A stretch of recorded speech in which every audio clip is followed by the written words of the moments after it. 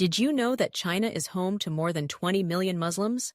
While this may come as a surprise to some, the tapestry of Muslim life in China is woven from many different threads, each with its own unique story.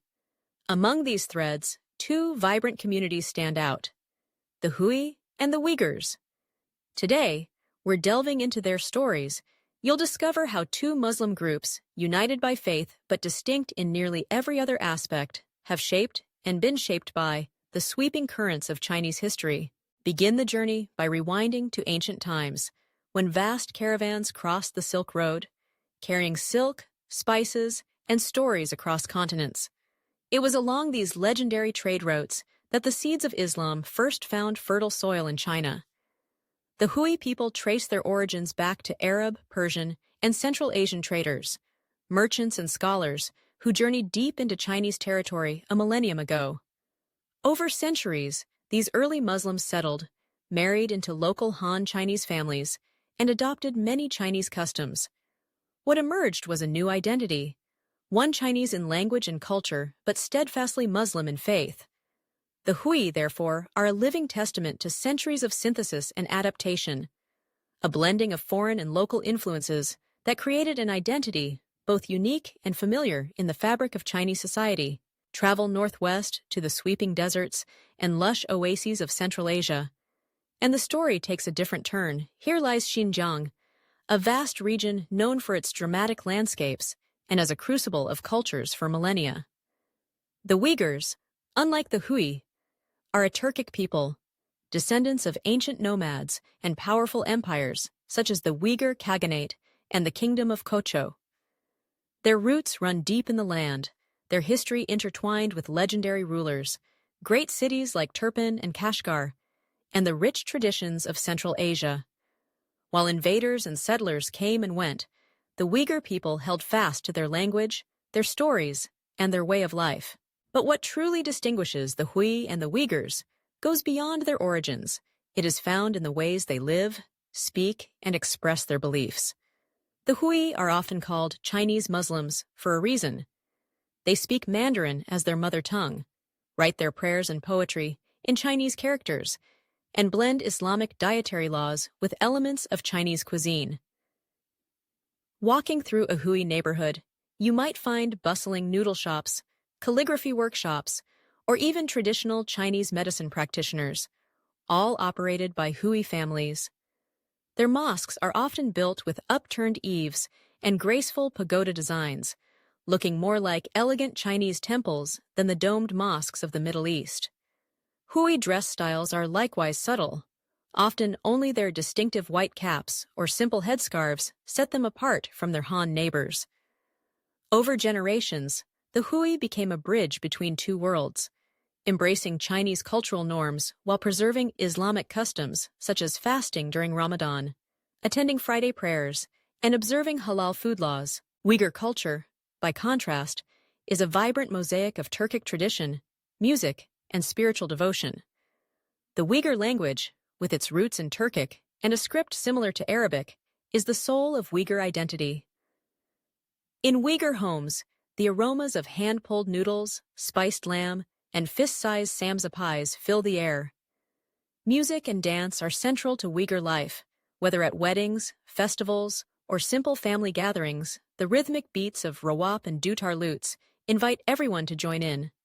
Uyghur mosques in cities like Kashgar and Hotan reflect Central Asian architectural styles: grand domes, towering minarets, elaborate tilework, and vibrant courtyards. Clothing here is far more colorful. Embroidered skullcaps, bright dresses, and flowing tunics hint at centuries-old traditions, tribal affiliations, and ancestral pride.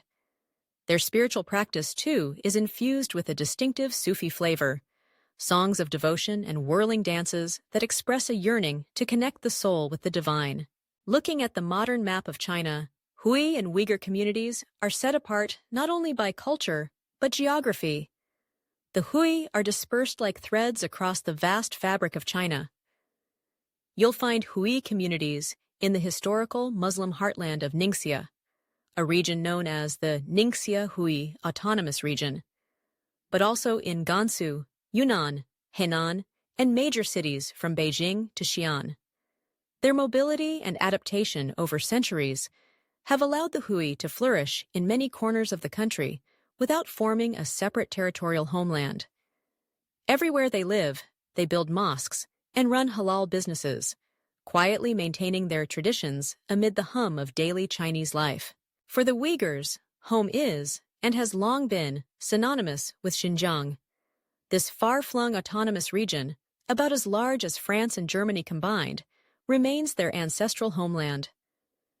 Here, cities like Urumqi, Kashgar, Turpan, and Hotan stand as living relics of the ancient Silk Road. Oasis towns dot the old trade routes, framed by snow-capped mountains and rolling deserts. For centuries, Uyghur culture has taken root in these sands, lending Xinjiang a unique identity that stands apart from the rest of China. But perhaps the clearest contrast between the Hui and Uyghurs lies in how they interact with the Chinese state.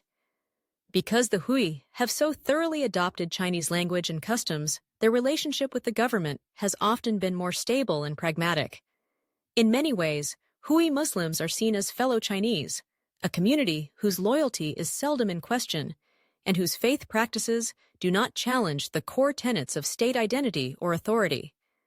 Their mosques operate with relative freedom, their religious festivals are often tolerated, and their status as model minorities has at times even been encouraged by the government. For the Uyghurs, the reality is far more fraught. Their distinctive ethnicity, language, and deep attachment to the land have long set them apart. Over the past few decades, mounting tensions, driven by concerns over separatism, cultural preservation, and political loyalty, have led the central government to impose sweeping restrictions in Xinjiang. Mass surveillance cameras, police checkpoints, and security patrols have become a daily fact of life. Reports of re-education centers, limits on religious practices, widespread censorship of Uyghur language and culture, and mandatory indoctrination campaigns have drawn international concerns and cast a shadow over Uyghur daily life. Mosques have been demolished, religious gatherings curtailed, and even simple expressions of cultural identity, like wearing a traditional prayer cap or speaking Uyghur in public, have sometimes been suppressed. Yet amidst these immense challenges, both the Hui and Uyghurs sustain rich spiritual lives. Both groups are predominantly Sunni Muslim, united by core beliefs and rituals such as prayer, fasting, and pilgrimage. Within Hui Islam, there is remarkable diversity. The Gadimu tradition, with its classical Sunni roots, the reformist Ikhwan or Salafi sects seeking purer forms of worship, and homegrown movements like the Zidao Tong, which fuse Islamic spirituality with Confucian ideals. Hui mosques become hubs for community gatherings, learning, and respect for elders, a religious life embedded within the larger Chinese cultural context. Uyghur Islam, too, is primarily Sunni, but carries a deep tradition of Sufism, mystical orders with roots stretching back centuries. Sufi saints and their tombs are revered, and local rituals blend religious devotion with indigenous customs. Communal Friday prayers, melodic Quranic recitation, and festivals like Eid al-Fitr and the traditional Meshrep gatherings form the heartbeat of Uyghur religious and social life. In the end, perhaps the most important lesson is this. Despite sharing a common faith, the Hui and Uyghurs are worlds apart in history, language, culture, and their relationship to the state. Their stories offer a window into the complexities of ethnicity and religion in China, how identity can shape one's fate in a rapidly changing world. Understanding these differences isn't just about appreciating diversity. It's about grasping the intricate mosaic that is China today, a nation where threads from every corner of Asia interweave to create something wholly unique. If you found these insights eye-opening, take a moment to share what you've learned. Like, subscribe, and join us for more journeys across the crossroads of culture, history, and faith. Stories that help us better understand our world, one community at a time.